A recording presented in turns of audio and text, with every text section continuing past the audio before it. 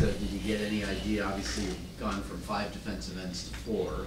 Have you got any idea from Matt or Coach Chris whether your snaps will be impacted by it, or if they want to keep it about the same? I think that's kind of one of those things. It depends on how the game goes.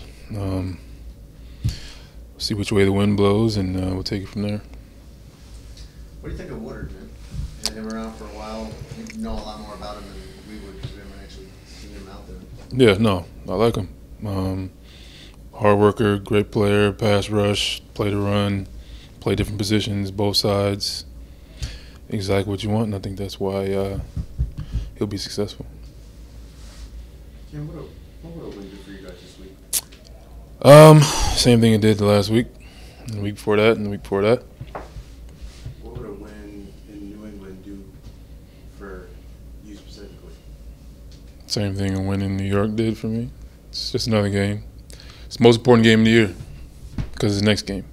Next week will be the next most important game of the year, and the week after that, and 2 weeks ago, and so on and so forth. It's just another game, another opponent. Go out there and do what you're supposed to do, get another win.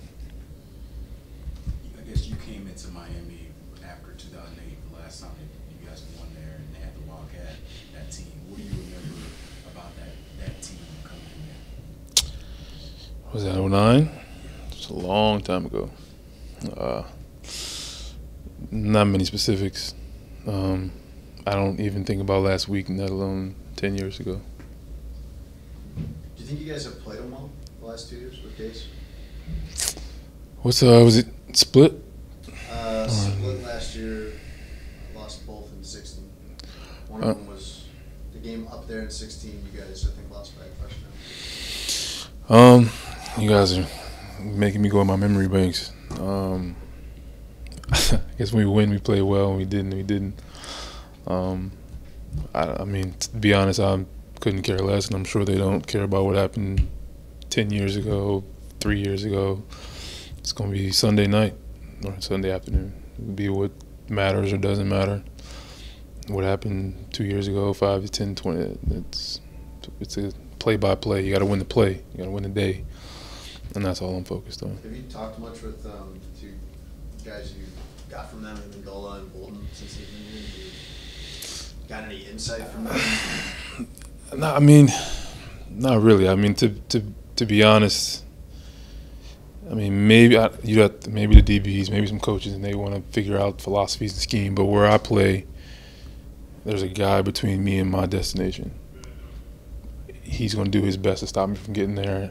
And aside from maybe wondering which way he's going or how he might change the play or whatever, that doesn't help me as much as doing my job. So I always feel like I don't care what you're going to do. If I come punch you in the mouth, I win. I'm not reacting to you. You should be reacting to me. So if I come off and I'm aggressive and I attack, now you have to respond.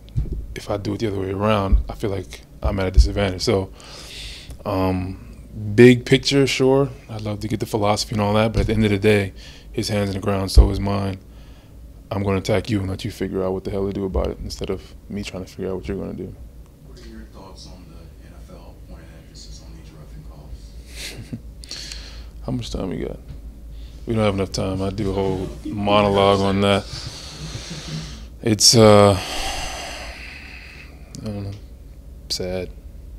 Obviously, I mean, I don't think it's a secret that the league is concerned about player safety. Just depends on what players, because as a defensive player, there's so much that's available to someone else to do to me that I cannot do to someone else. So it's just, if it's player safety, everybody should be safe, not just certain players. It should be everyone. I know you guys just came from NFLPA. I mean, is there anything they can do to kind of emphasize it? Defensive linemen are just as important as quarterbacks. No, my knees don't mean anything. My helmet doesn't, or my head doesn't mean anything. I mean, if you look at football, obviously you see what happened. So I think it's silly for anyone to say that we care about all players, but you can do certain things to certain players at certain times. I mean, it's almost silly if a quarterback is running the ball, how the rules change to now he's a running back, and you can do everything you want, but now he's a quarterback, you got to stop doing certain things. It's not fair, but life isn't fair, right?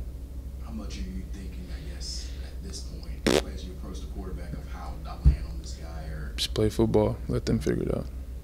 So you're just gonna do the same thing as ever. If you smash the guy with all your body weight, and If it happens, it's taken away, then so be it. it's football. I mean, at that point, then I'm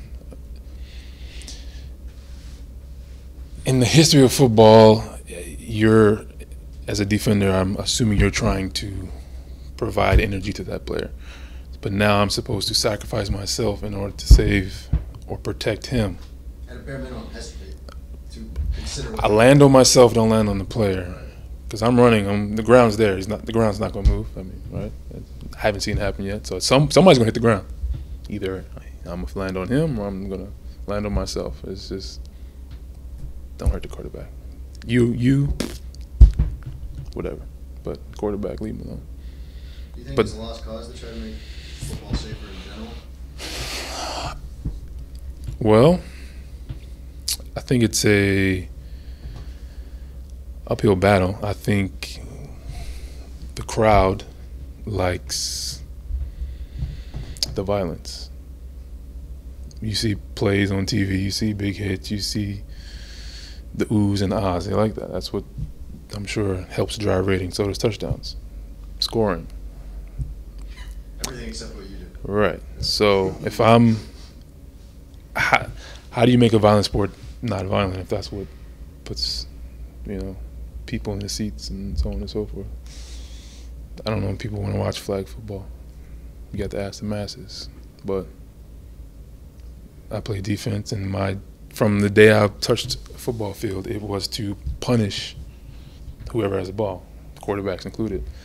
But now that's not part of the game. It's gently assist him to the ground, but the running back, you can just destroy him. Receivers, if they're not defenseless, you can destroy them too. But everybody else getting cut and rolled up and late hit. I mean, it's silly. So Cam, beyond any improvements to what players wear, should efforts just stop to try to make the game safer because it takes something out of the game? Well, that will go to the fan base. As you as a football player, would you want to see a big hit? The human body's not made for big hits. I can guarantee you that. It's not. So you take two human beings and smash them into each other, something's going to give. That's unsafe. Now, if NFL fans don't want to see big hits, sure, we could make it a very different game. Don't want to see quarterbacks on the ground. It could be a very different game. But I just feel like this is not just football. Just tell me. Don't, excuse my language, don't piss on me, tell me it's raining.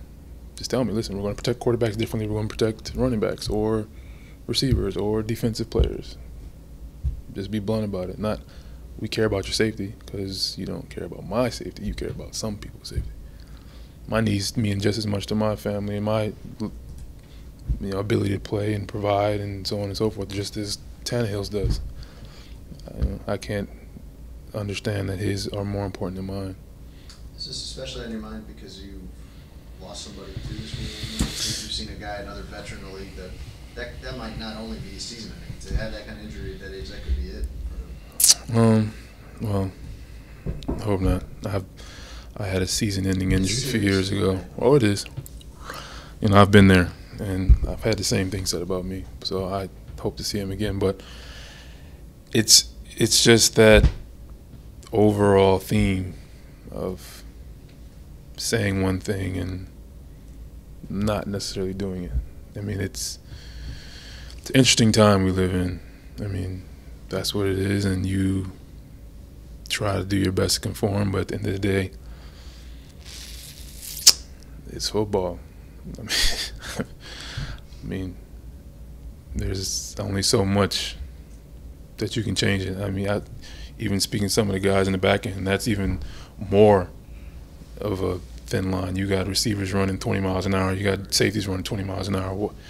Millisecond, probably nanosecond is probably more realistic. That angles change, things happen, and you're trying to make a play just like he is. But we're defenders, so we're the ones who are wrong, not the offensive players.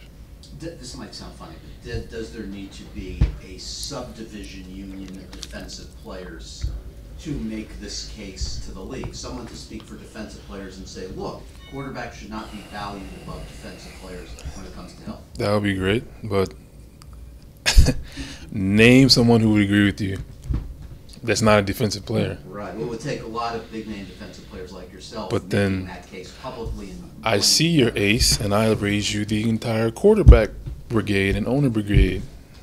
I mean, at what point, how many defensive players do you need to trump a quarterback and an owner?